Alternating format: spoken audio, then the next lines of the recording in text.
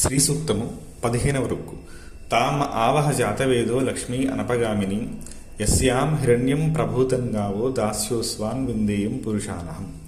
ఇక్కడ ఏం చెప్తున్నాడంటే, ఓ పరమాత్మ, తాం ఏదైతే చెప్పబడి ఉందో తాం ఆవహ జాతవేదో, ఆ పైన చెప్పబడినటువంటి శ్లోకాల్లో ఏవైతే ఉందో ఆ లక్ష్మి నన్ను ఆవహింపగాక.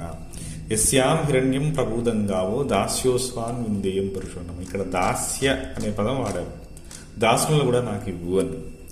సో మనం ఒక్కసారి సింహావలోకనం చేసుకుందాం. మొత్తం చెప్పబడినటువంటి హుక్కులన్నీ కూడా ఫస్ట్ హిరణ్యవర్ణం హరిణిం, తర్వాత తామ ఆవహ జాతవ లక్ష్మి అనవగాని తర్వాత కానీ, అంటే ఫస్ట్ ఏం చెప్పారంటే పరమమూల చైతన్యాన్ని, ఆదిమూల చైతన్యాన్ని, పరమాత్మ యొక్క శక్తి ఒక చోట నిక్షిప్తమై ఉంది. అది మనం ఓన్లీ శరీరపరంగానే చూస్తున్నాం.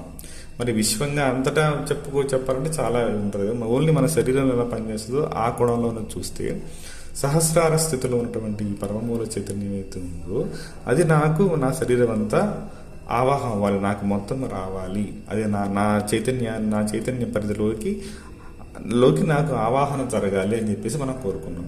అది బాడీలో ఎలా పనిచేస్తున్నది అశ్వపూర్వామృత మధ్యం, అక్కడ కుండలిని శక్తిని మనం స్వరూపంగా మనం అర్థం గ్రహించాం.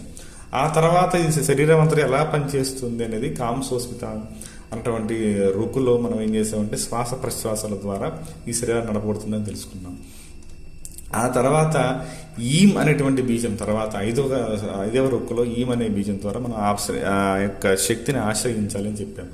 ఆ తర్వాత ఏదైతే మనం ఈ ఆలోచన ద్వారా అది జస్ట్ అలా ఆలోచిస్తే అయిపోతాయి. ఆదిత్యవర్ణి తపసోదియాతో వనస్పతిస్త వృక్షోది బిల్వహ, దాంట్లో ఏంటంటే తస్య ఫలాన్ని తపసారంతు మాయాంతరాజ్, ఆ యొక్క ఆలోచన ద్వారానే, సంకల్పం ద్వారానే మనం మాయను జయించవచ్చు, లేదా సాధన ద్వారా మాయను మనం జయించవచ్చు, ఆ చైతన్యాన్ని మనం పొందాలని చెప్పుకున్నాం. అలా చేసినప్పుడు ఆ చైతన్యం మనకు ఫ్రెండ్లీగా ఉంటుందని చెప్పేసి మనకి దేవసఖ, దాంతో మనం సకుడుగా ఉండొచ్చు. అర్జునుడిని మనం పోల్చుకొని ఉపైతుమాం దేవసఖ అనేటువంటి చెప్తున్నాం. ఆ తర్వాత మనలో ఉన్నటువంటి దారిద్ర బాధలు, దారిద్ర బాధలు, తర్వాత మనలో ఉన్నటువంటి ఈ నెగిటివ్స్ ఇవన్నీ పోగొట్టుకోవడానికి క్షుప్తి పాస అవలాస అనేటువంటి శ్లోకం చెప్పుకున్నాం. ఆ తర్వాత గంధద్వారా దురాదర్శం, భూమి యొక్క గొప్పతనాన్ని, ఈ సంపద సమృద్ధి యొక్కటువంటి ఆ అబండెన్స్ యొక్క ఇంపార్టెన్స్ మనం తెలుసుకున్నాం.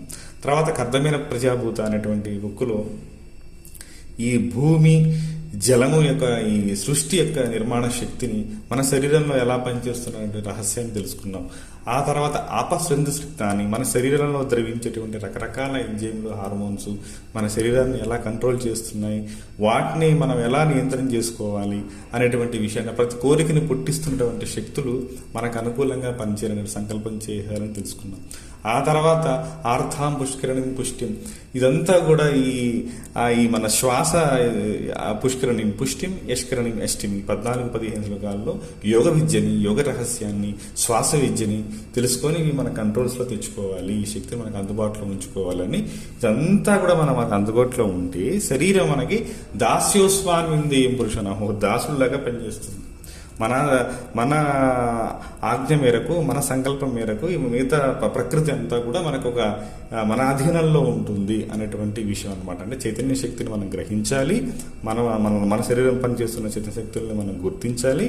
అప్పుడు మనకి ఇవంతా అనుకూలంగా ఉంటుంది. అలా ఇవ్వు తల్లి అని చెప్పేసి ఈ పరమశక్తిని మనం